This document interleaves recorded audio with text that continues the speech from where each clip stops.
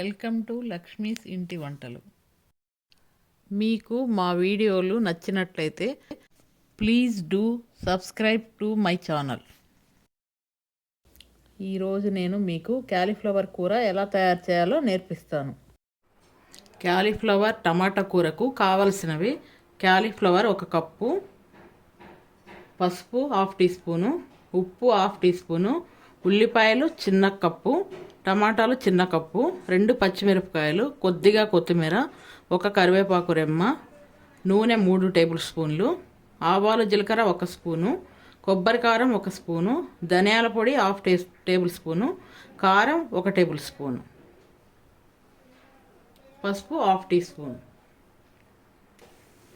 ఒక గిన్నెలో నీళ్లు బాగా వేడైన తర్వాత క్యాలీఫ్లవర్ ముక్కల్ని ఇలా వేసి ఒక 5 నిమిషాల పాటు బాగా ఉడకనివ్వాలి.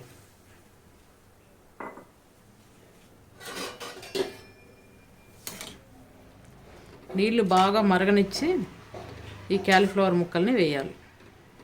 ఇలా వేయడం వల్ల క్యాలీఫ్లవర్లో ఉన్న చిన్న చిన్న పురుగులు అవన్నీ లేకుండా ఉంటాయి. క్యాలీఫ్లవర్ని ఇలా ఉడికించుకోవడం వల్ల క్యాలీఫ్లవర్లో ఉండే వాసన అనేది పోతుంది.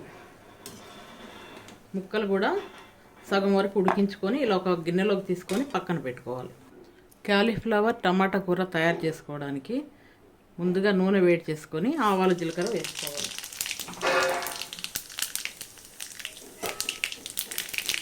తర్వాత ఉల్లిపాయలు కరివేపాకు వేసుకోవాలి.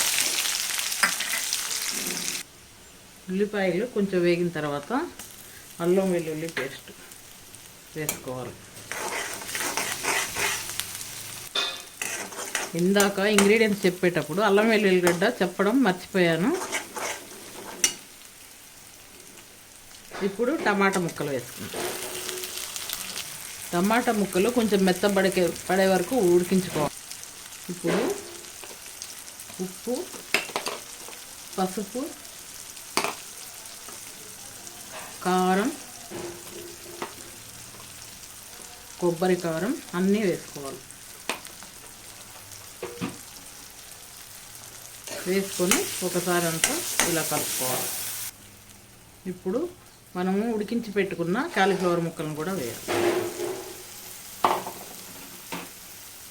వేసి అంతా ఒకసారి ఇలా కలిపి మూత పెట్టి చిన్న మంట మీద ఉడికించుకోవాలి. ముక్కలు అంతా ఇలా బాగా కలిసేలా కలుపుకొని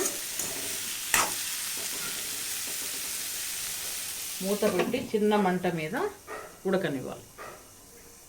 మధ్య మధ్యలో మూత తీసి కూర అంతా ఒకసారి ఇలా కలుపుతూ మూత పెట్టి ఉడికించుకోవాలి.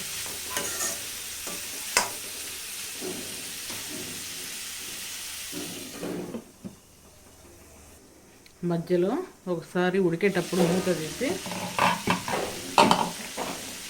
ధనియాల పొడి వేసుకోవాలి. అంతా ఒకసారి ఇలా కలపాలి. తర్వాత పచ్చిమిరపకాయలు చీలికలు కూడా వేసి మూత పెట్టి మరో 5 నిమిషాలు ఉడకనివ్వాలి. చివరగా కొత్తిమీర వేసి అంతా ఒకసారి కలిపి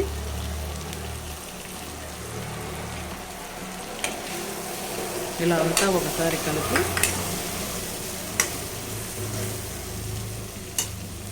స్టవ్ ఆఫ్ చేయాలి. అంతే, క్యాలీఫ్లవర్ కూర రెడీ.